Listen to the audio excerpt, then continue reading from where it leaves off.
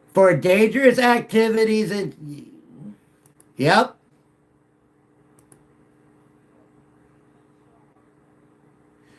Content came scenes of some live content contains themes that some may find uncomfortable.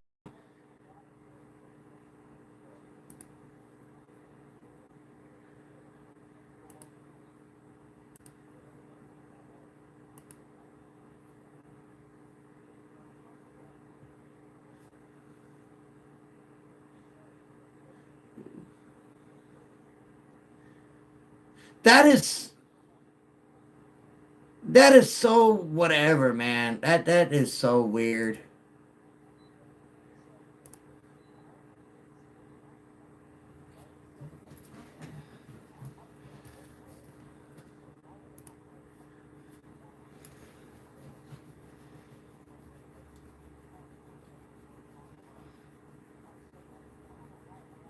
That's why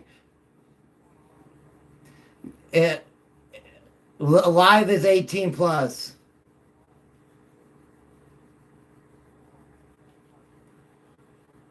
But you know what's interesting? But here's what's interesting.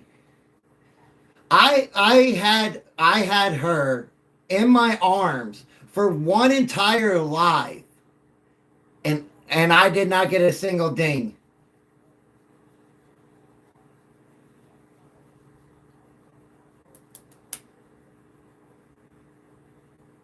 That's got to be, yeah, right there.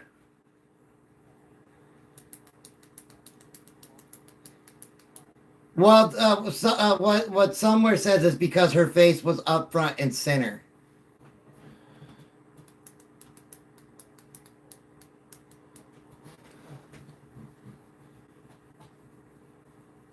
But yeah,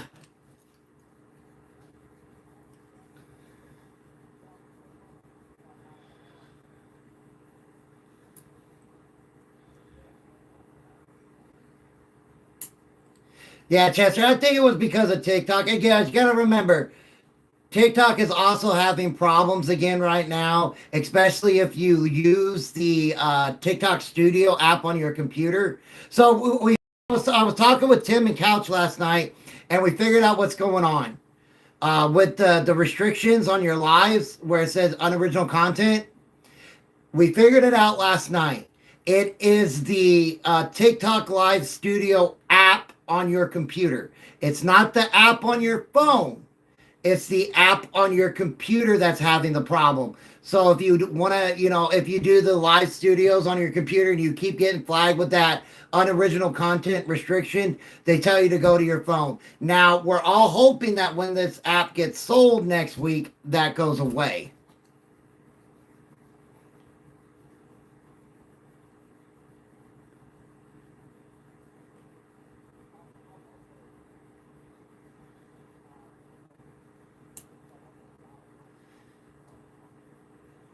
Well, okay, so only if you can use the actual TikTok app, not the TikTok Live Studio, because I cannot use the TikTok app on my computer to go live because it sends me directly to the TikTok Studios. I'm using the TikTok Studio app.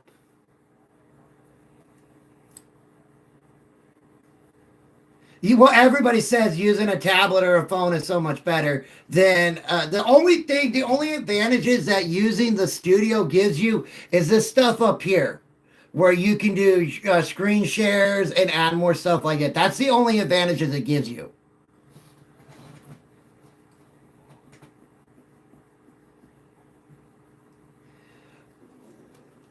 And you see that guy right below you, Chris? I've asked him about 150 times to come over to my house and help me go through the Streamlab thing so I can figure it out.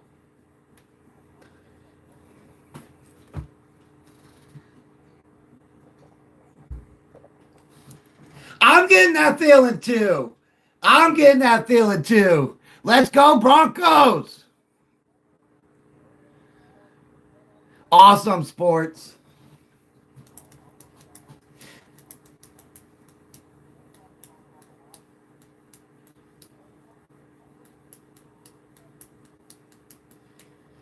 Oh, you want a funny story about how Hunter met me for the first time? So my daughter did not tell me. My daughter did not tell me that her and Hunter were talking. They worked together. They still work together. And we went to Buffalo Wild Wings where they worked during what it was the Raiders and Diamondbacks World Series, right, Hunter? What? Yeah. So, okay. So Hunter didn't know who I was at all. And we had to leave early and the game was still going on. And of course, we're in Texas, so everybody's going for the Rangers. So I started to be myself. And right before I walk out of the restaurant, I turn in the doorway and I scream, "Go Diamondbacks!" And I walk out. Hunter goes to my daughter and goes, "Man, that guy must be drunk." And she kind of puts her head down and goes, "No, that's my dad." And that's how Hunter met me.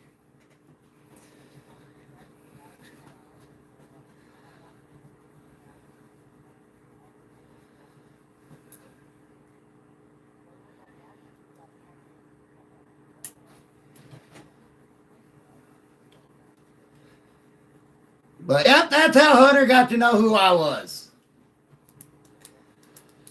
He thought I was some drunk idiot causing problems.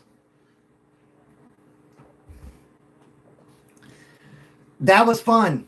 That was funny. His favorite Bronco fan story of mine is the Osweiler jersey. He absolutely died laughing when I told him the story of why I own a Brock Osweiler jersey. And it's not even my jersey. It's not mine. I just have it. That jersey has never been worn. That jersey has never been off of the hanger. And it is my daughter's jersey. My daughter that is with Hunter. Oh, absolutely. Baby Bear will go around saying she's an Eagles fan. The only reason why she's an Eagles fan is she didn't want the Chiefs to win the Super Bowl.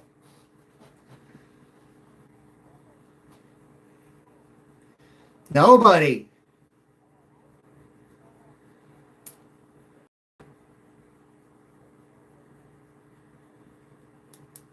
Nope, nope, nope, nope, nope.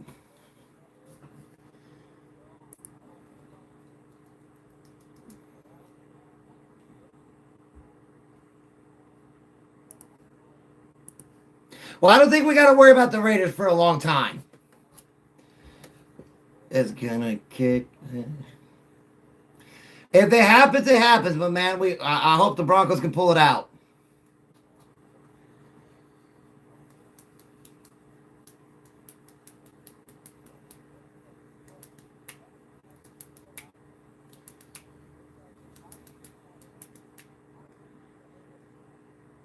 Right, but did we really want to deal with the Chiefs and Nick Wright for an entire year of dropping three banners?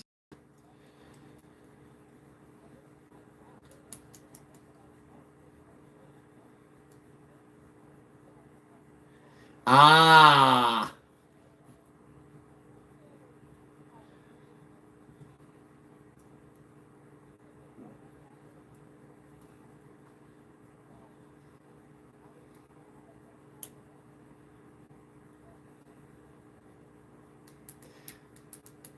my wife is a Cardinals fan.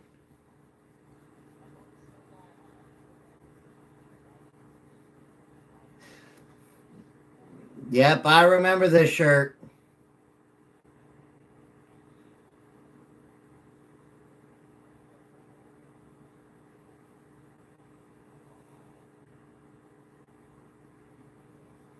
I remember that jersey from last year's Super Bowl. Or that shirt, I mean. Oh, because we were at Buffalo Wild Wings for last year's Super Bowl. I was actually live at Buffalo Wild Wings, and he was walking around in that shirt, and man, everybody was getting pissed. It was hilarious.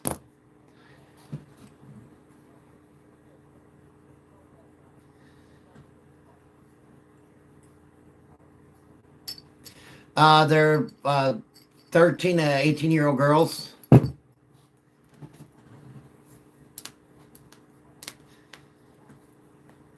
I do not. I don't like that genre of music anyway. I'm more into hard rock.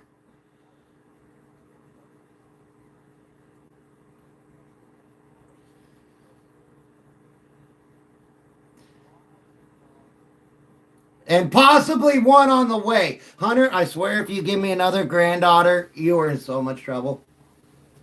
Yes, you can. According to medical science, men determine the sex. I have 3 daughters, 3 granddaughters. We need I need a grandson.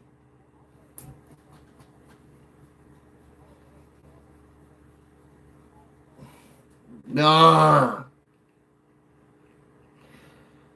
Oh, Hunter. I will be so.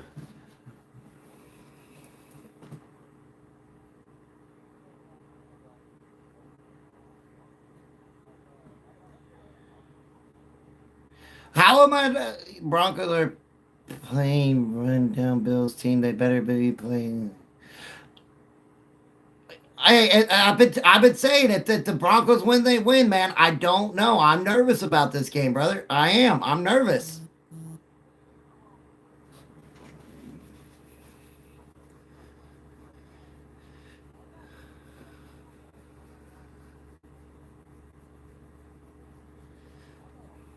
Well, I'm answering 2 chats. For who?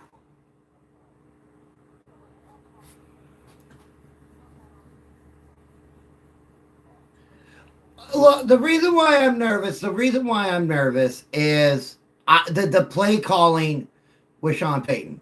That's why I'm nervous. I'm gonna be honest. That's why I'm nervous. Both chats. The reason why I'm nervous about the game, it's not about the players, right? I'm not nervous about Bo Nix. I'm not worried about our defense. I'm not worried about I am kind of worried about our wide receivers dropping the ball. It's the play calling that's got me nervous. What kind of scheme is he going to run? Are we going to run 900 billion screen passes? Are we going to put the right running back in to run through the A, B, and C gap?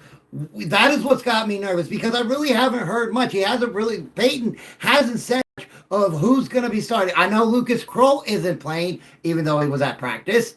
The other linebacker who just came back, he's not playing either, even though he was at practice. No, Greenlaw is playing. It's the other one. Sanders, he's not playing, even though he was at practice. I don't drink. I don't drink that. I drink whiskey. So that or I drink Moskaskayev. I drink Crown or Jack and Gentleman Jack.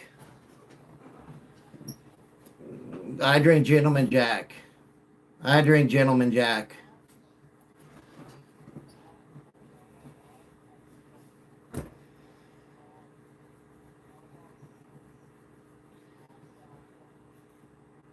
How can you get away with? I didn't think you could drink alcohol on live.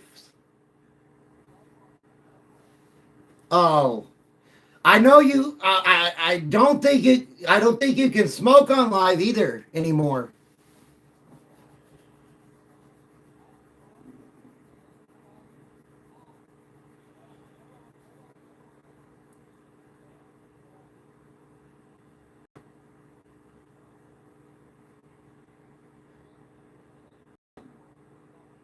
If you do that, you're not on the For You page. You're restricted. But anyway, I'm not nervous about playing the game. I'm nervous about the game call. I'm worried about the play call.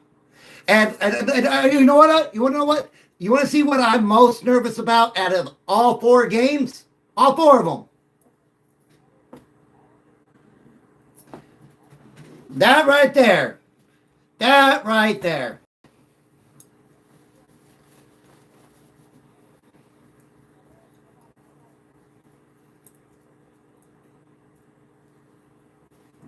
Do y'all think you're going to win? I do think we're going to win.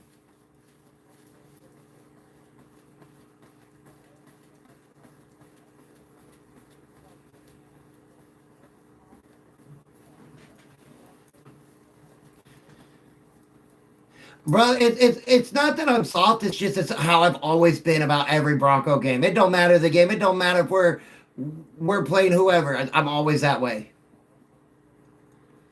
Thank you. I appreciate that, brother. I know we got Romo.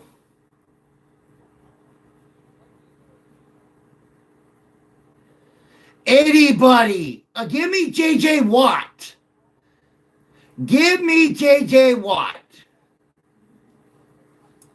There are two things that should worry you, Armchair. Bills compression pressure and Denver tackle shift their body early in the play into the Bills pass rush. You want to push them out wide. There you go.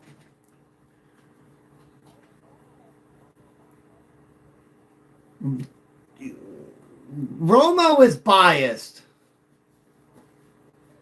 And Denver's not good against the duo runs. True, Buffalo. True, Buffalo, Dave. And the Bills love to run the ball. Well, they got to run the ball. They do.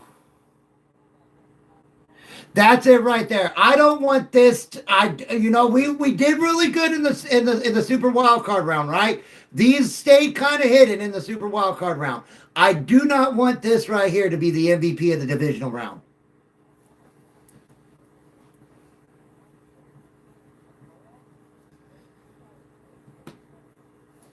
That's what I said. They did good in the Super Wild Card round. Let's make sure they continue it in the division round.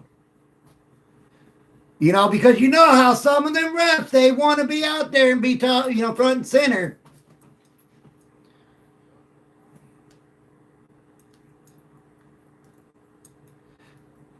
You know he is. He's going to be like, this is how the Bills win the game. This is what the Bills need to do the game. This is what the Bills need to do. This is what the Bills need to do. The Broncos can't win. When they played the Chargers, that's all Romo did. Well, if the Chargers want to win this game, if the Chargers want to get back in the game, I've said saying that the Chargers should win this game. Oh my! What was that? Wasn't it? It was about no. It was about Travis Kelce. It was about Travis.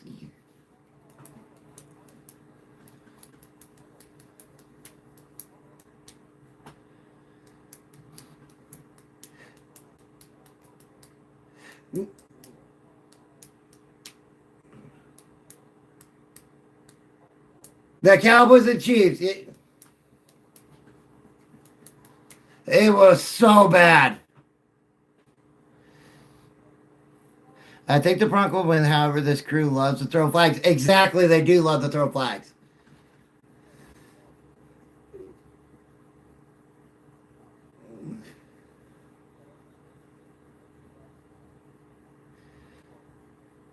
Duval. Hey, let's go Buffalo, let's go Buffalo, let's go. Hey, man, Bills Mafia, man. I can't wait to go on my stadium tour with my wife up to Buffalo and meet everybody at the tailgate parties up there in Buffalo. I think it's going to be great.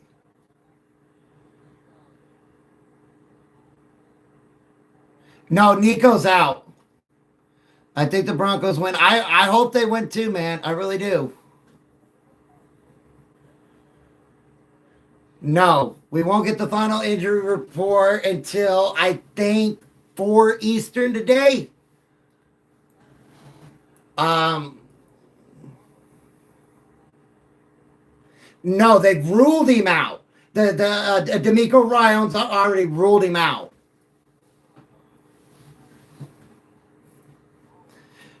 He's playing.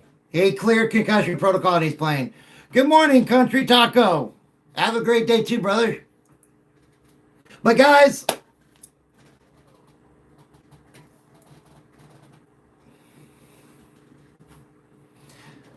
very true. Yes, I did a video about that this morning and posted it out on my socials. So, all right, guys, I'm going to call it a day here. We've been at it for over 2 hours. I need to go take medicine for my neck and my back. It has been a blast hanging out with everybody on both apps. For what? I might. So I won't be showing the game on my apps. What I'm thinking about doing is setting my phone up out in the living room and just having it on live while I'm watching the game. Especially if my son-in-law Hunter comes on or comes over and watches both games with me. I think it would be cool to have have him and I there going live with our reactions of the game while they're happening. I love you too, mamas. I think that's what would be fun. So that's what I think too. Have him set up, but again, that requires Hunter to come to my house.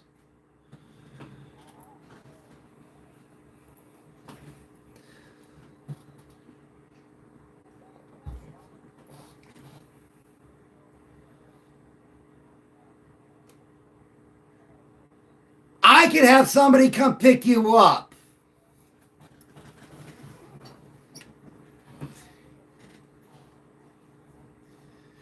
No, mom can come get you or something like that. We got it. We got it. We got it. But yes, I think that would be fun. It's to go on TikTok live and have, the game on in the background while I'm watching the game. So either I'm going to be happy or I'm going to be pissed or I'm going to be crying. Either one. And then, of course, I'm going to have Hunter over here giving me a whole bunch of shit. So that's what son-in-law. Well, I didn't do that. My father-in-law. But that's what I'd like to do for tomorrow. So I hope you guys have a great rest of your Friday. I really do. Thank you guys so much for coming in here and hanging out with me. And if you're not following me and like this content, please hit that follow button. It's free. It's easy. I would greatly appreciate it. It allows my channels to grow so we can get more football people into here because I want to build an awesome community of football fans that love to get on, ride each other, but have, real football conversations and stuff like that. And I want to be known as the most unbiased fan there is. And you guys have helped me so much in growing, not only on TikTok, but on my other apps. I greatly appreciate it, guys. And again, without you, my channel wouldn't be going anywhere. And from my family and myself, we love you. We thank you. We hope you all have a great rest of your Friday. Please stay safe. Please have fun tonight. And I hope to catch you guys on the next one. Peace.